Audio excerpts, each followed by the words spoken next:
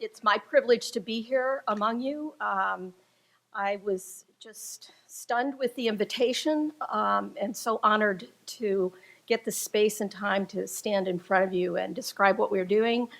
I consider what we're doing a venture.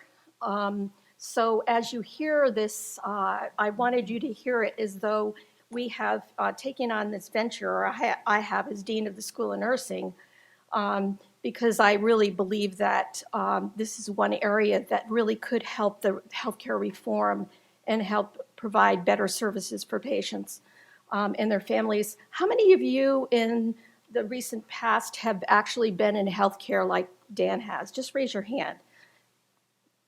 Okay, so that's more than half of this room.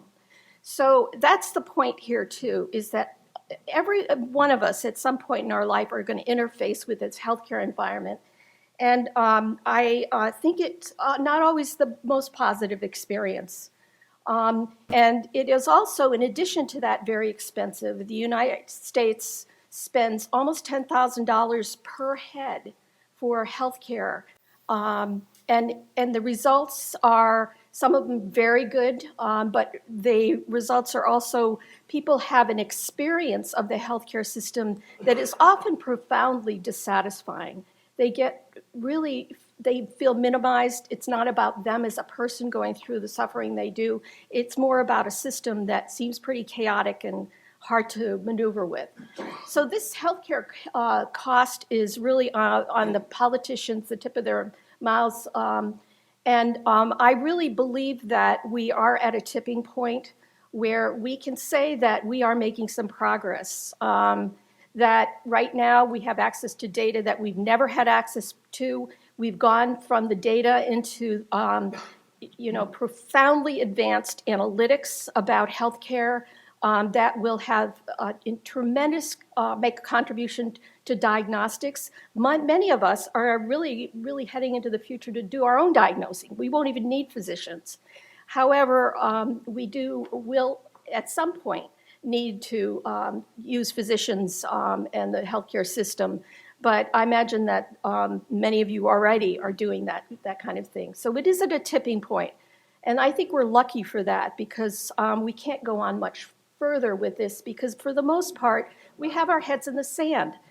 What's happening is that, all of these disciplines are siloed. The hospital is siloed from outpatient. It's a very fragmented system. So we're trying to get our heads out of the sand and move this along. This is an example. You come out of a hospitalization for an acute illness, and it's like you've had stealth bomber treatment. It is highly advanced, exquisite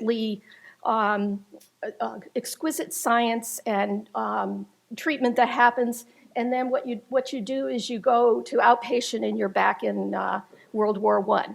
And that's the kind of services you get. It's a very remarkable difference. And what we're seeing in healthcare policy is we're seeing a shift towards prevention, which is not here. And we're seeing a shift to outpatient, which is not here. So we're still back about in World War I.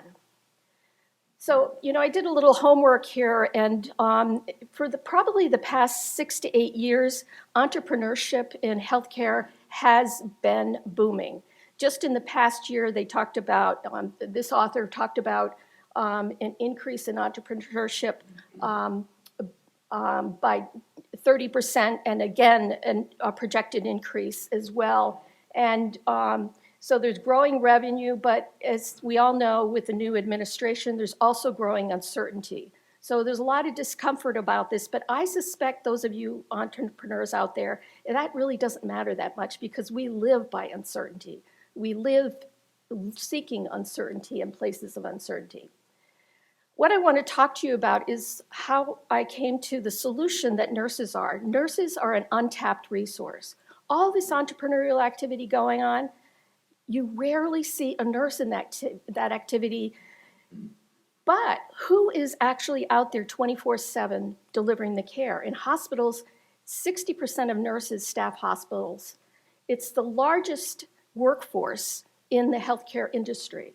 So there are 3.1 million of us.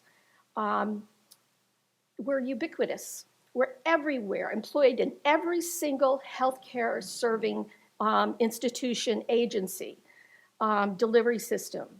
We are prepared at the bachelor, master's, and doctoral level, and believe me, the preparation is rigorous. Northeastern School of Nursing, I went from the University of Pennsylvania, which is touted to be #1. Well, that's because they say they're #1.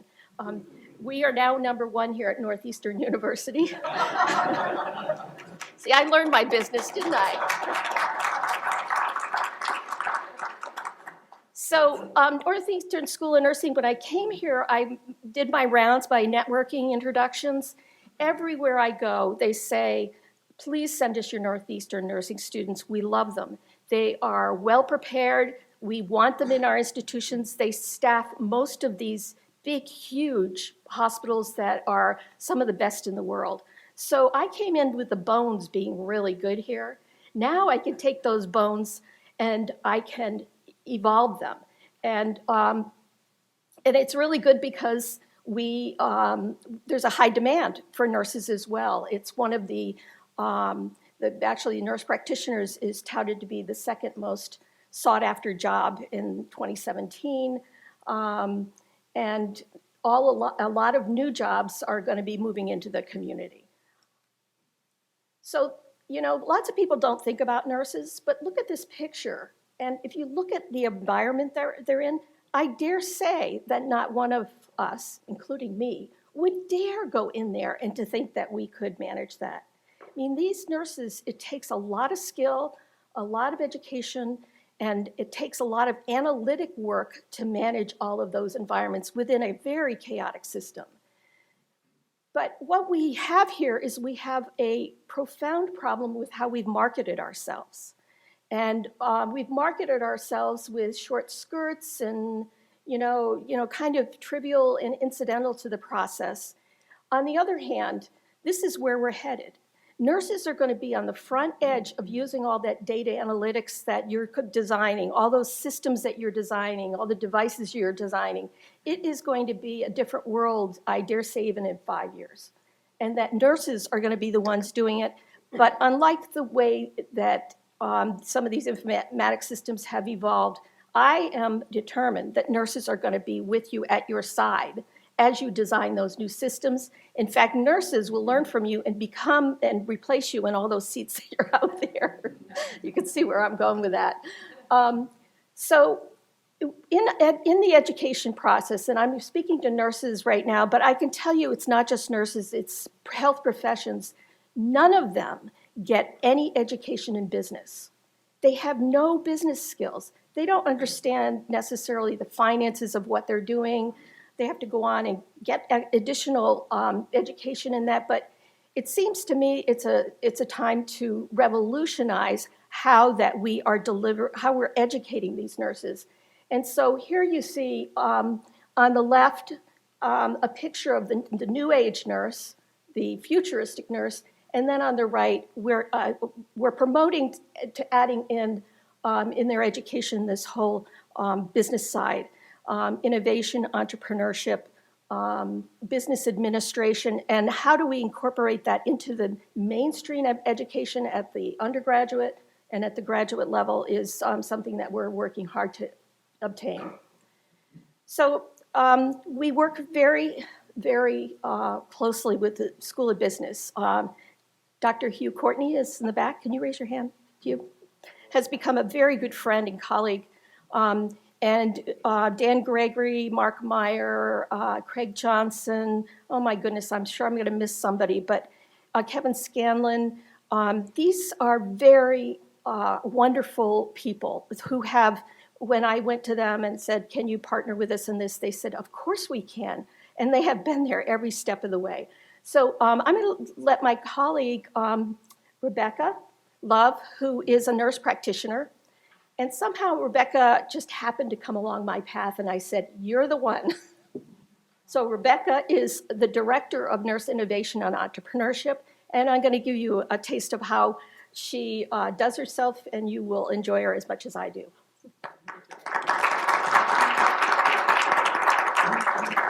Well, it's certainly an honor to be here. And before I go too far, I think it's worth acknowledging that Dean Hanrahan is one of the few nursing deans in the entire country that has decided to take nursing education in a new direction. In the last 100 years of nursing education, it has largely gone unchanged. The direction and the path forward for nurses has been left at the door of opportunity, which basically says you have a bachelor's degree, you can go on and get a master's degree and become a nurse practitioner and on for your doctorate. But outside of that scope of practice, there really has been no pathway forward for nurses to engage in other opportunities. And as you saw by the numbers that she presented, nurses are intricate in the healthcare system. And with that, we see technology that's rolled out that largely goes unutilized because the nurses by the bedside say, that just made more work for me, or this device does absolutely nothing that I need it to do, and therefore we are not going to use it. And I saw it firsthand as I worked as a floor nurse. So I think we owe Dean Hanrahan a round of applause to sit there and say we are taking on a system that has not seen change for 100 years. And what we do here today is going to be the start of something that could change the future of healthcare and also the evolution of the nursing profession in a way we have not seen since its first entitlement. So I think a round of applause for that. One thing that Dean Hanrahan recognizes very easily is that recreating the wheel is not necessary. So the business school has done an exceptional job outlining how education and innovation and entrepreneurship should take place, and it starts with education. And education, I'm sorry, oops, I'm going the wrong way, and see, I'm not good with the technology here. We're starting with education.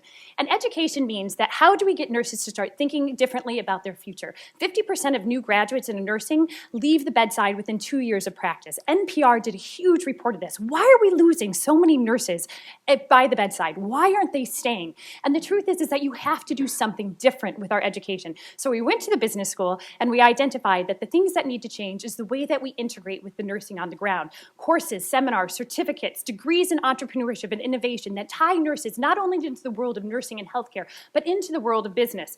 Basically, it's programming that designs them to give access to the people on the ground who are making the decisions, the educators, the engineers, and the programming, and the business professionals who have access to the data, the money, and the information that's going to be critical to us moving forward.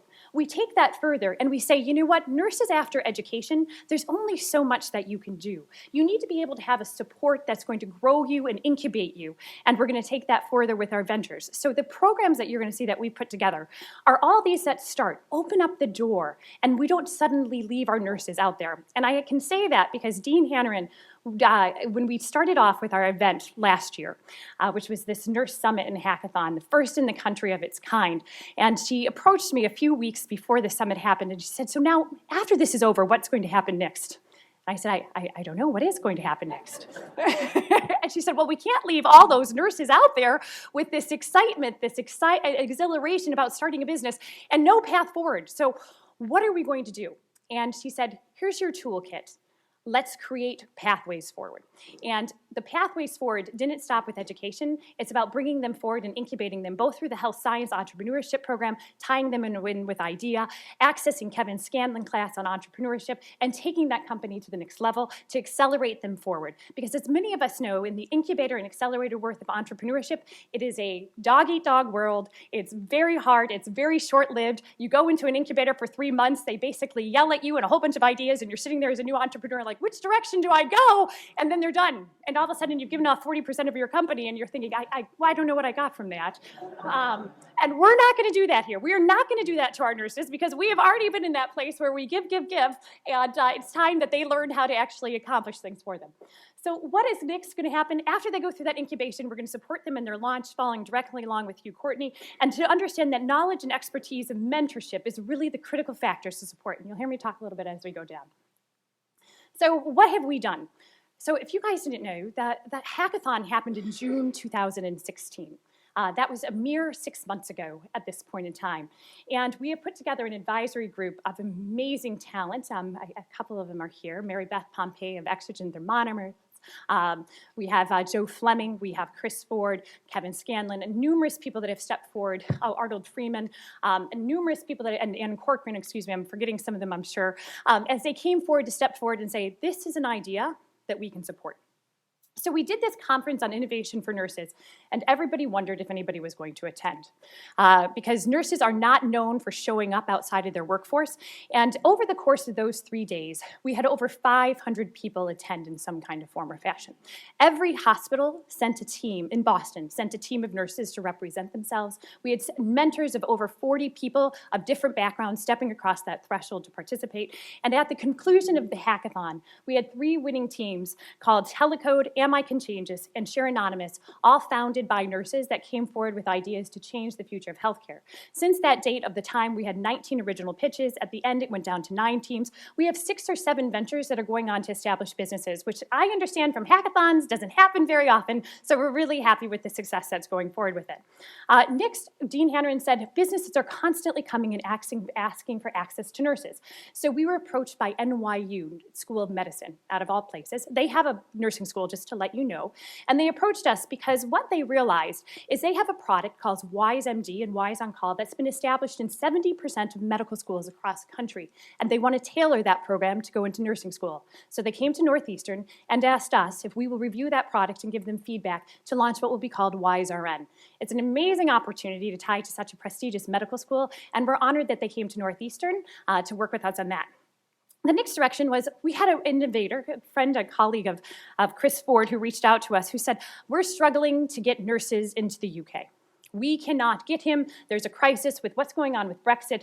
The immigration policy is driving our ability to move down. If you weren't familiar, the cost of living in the UK is very high, but more importantly, what they're only paying their nurses is at about £24,000 per year, which was under the minimum of the government regulations of £30,000 per year to bring in an immigrant worker. So there's been a huge crisis going on in healthcare. So what he said is he came over and he had lunch with us, and he said, is there a way for you to help us bring nurses over across the sea?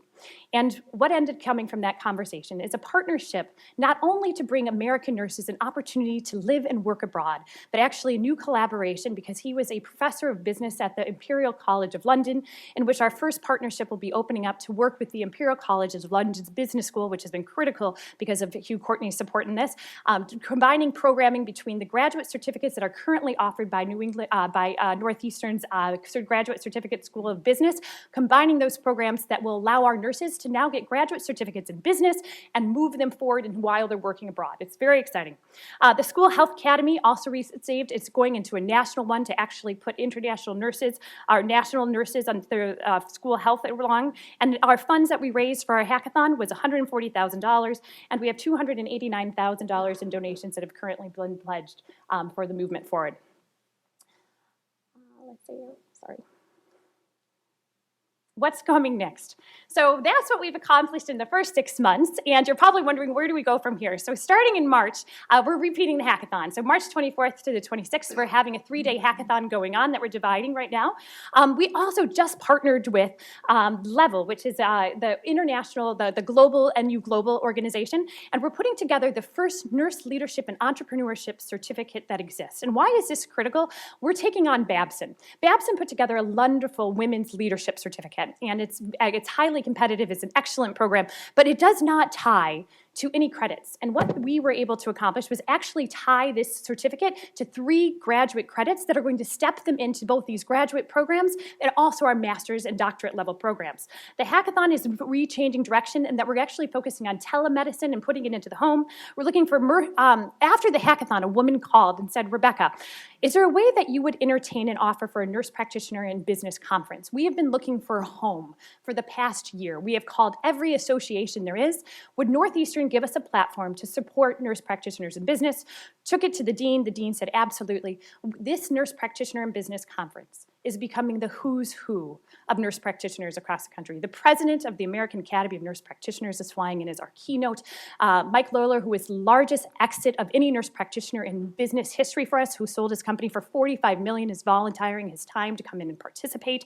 It is really becoming a transformative event that is going to take nurse practitioner practice into the future and has not been done anywhere across the country. People are literally knocking on our doors. Nurses are calling us and saying, is there a place for me here. How do I get involved? Because no one else has ever created this launch pad for nurses to elevate and give themselves an equal playing field to those who are in healthcare, and that is all because of the work that Dean Hanrahan has been doing.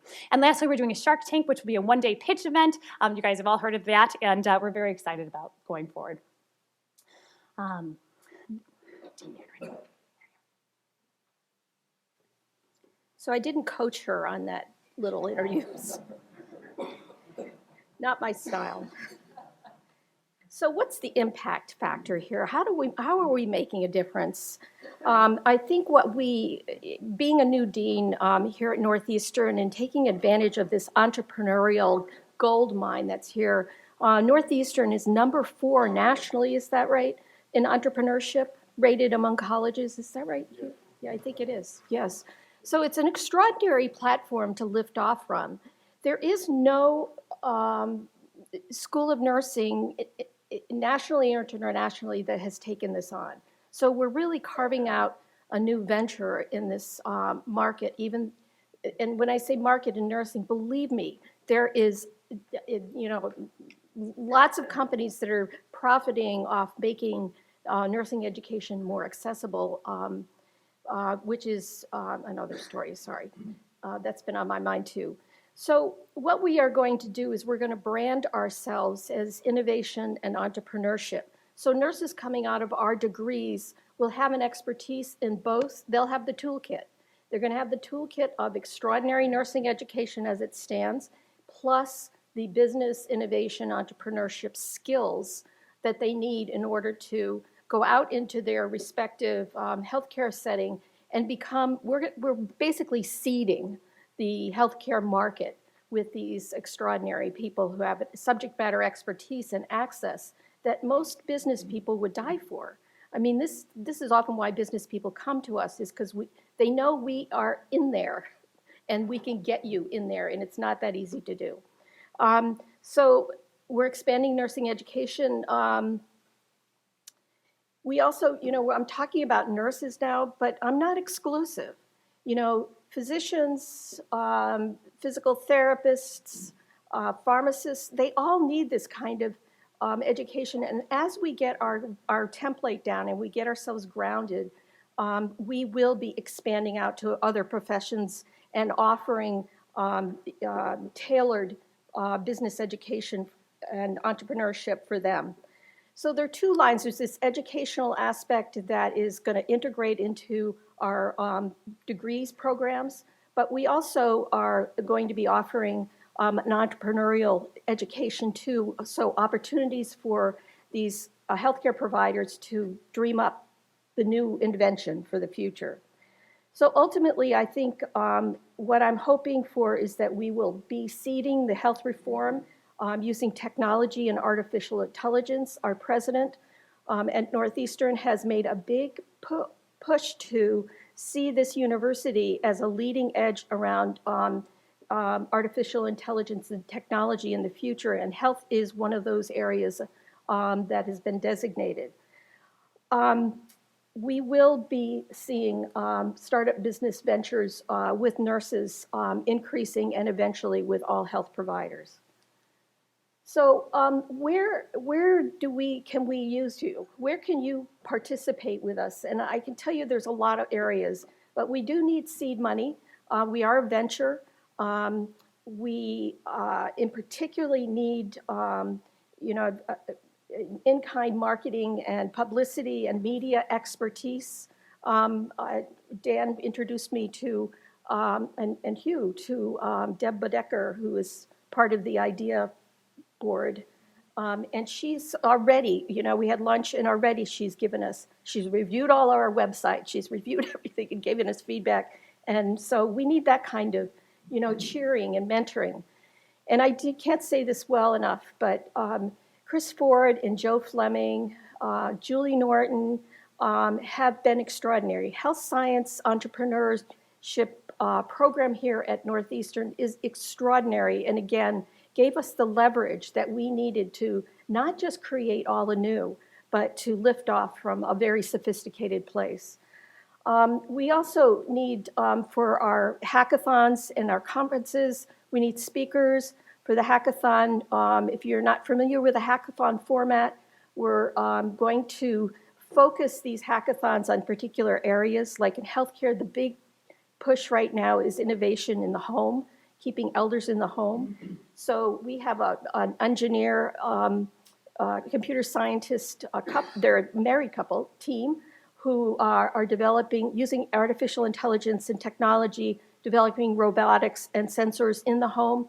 We're going to bring them to a hackathon, have them demonstrate, inspire, and then we're going to bring people that work in the healthcare, home healthcare industry, in particular nurses who actually go out into the homes, review that research, and then spin off either new ideas or take one of those ideas and really do a deeper dive.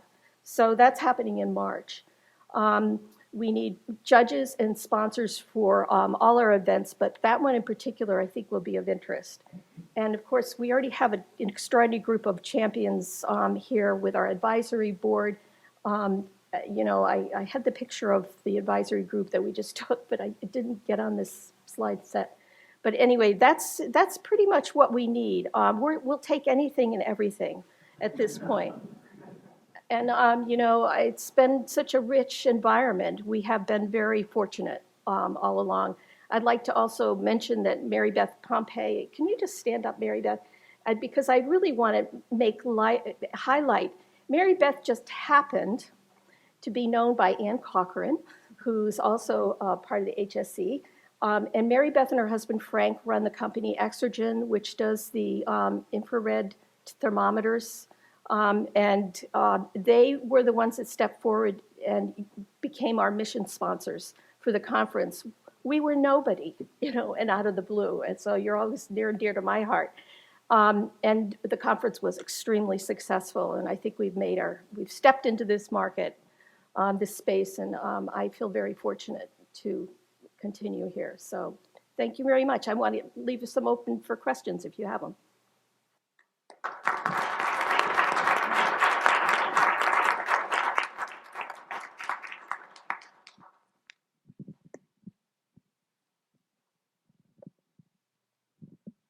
Thank you so much for the very insightful talk, Dr. Nancy.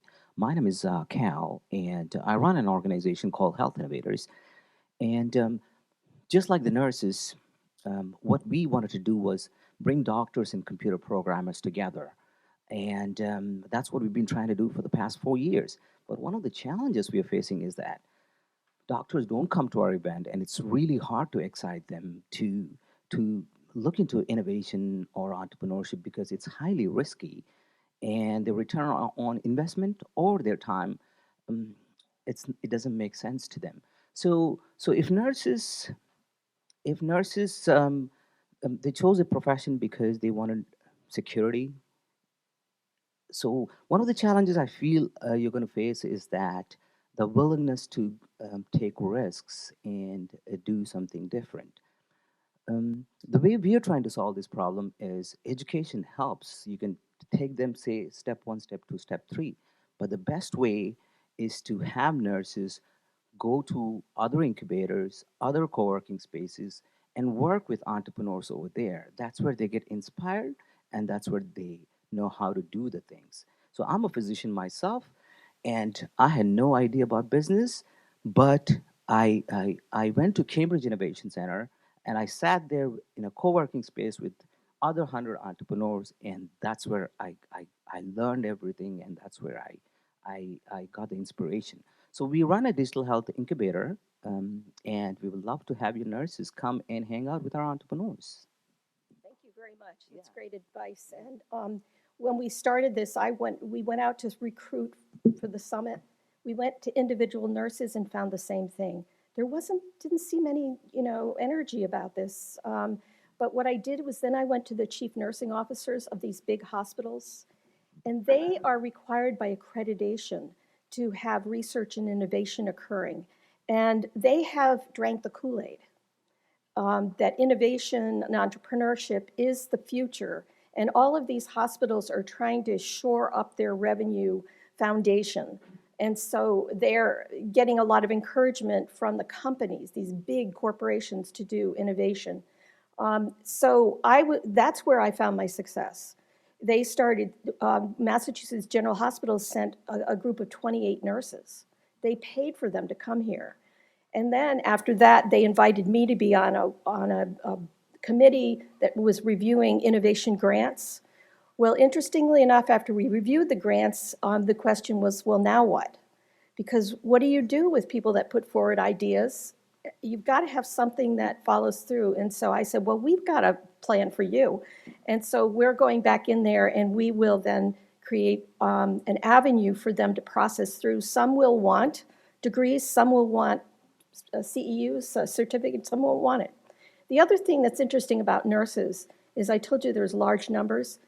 50% of them are going to be retiring in the next, I'm going to say 10 years. It's actually already happening. So, we have a group of very experienced nurses, and what are they going to do? And I found that they're the ones that are really a resource, and they're the ones that are probably going to be more willing with their retirement packages in their back pocket to really step out and be more entrepreneurial. Thank you.